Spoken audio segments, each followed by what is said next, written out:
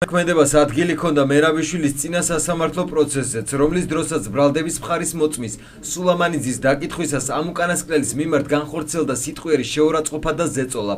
ამ ფაქტთან დაკავშირებით მთავარ პროკურატურაში დაიწყო გამოძიება.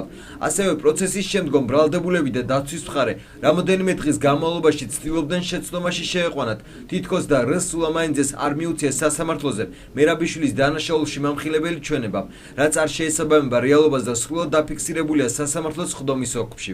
ასევე ამ ბოლო დროს გახშირდა სპეკულირების ფაქტები სხვადასხვა პირების მხრიდან ყოფილი პრემიერი ზურაბ ჟვანიას საქმეზე, რასაც მთავარი პროკურატურა უკავშირებს აღნიშნულ საქმეზე საგამოძიებო ქმედებების გააქტიურებას და საქმესთან დაკავშირებულ მაღალ საზოგადოებრივ ინტერესს. ხაზგასმით გვინდა განვაცხადოთ, რომ უსაფუძვლო და არასერიოზული განცხადებების მიუხედავად საქართველოს მთავარი პროკურატურა ამ და სხვა საქმეებზე ჩაატარებს სრულყოფილ და ობიექტურ გამოძიებას და განუხრელად გააგრძელებს მისთვის კანონით დაკისრებული ვალდებულებების შესრულებას.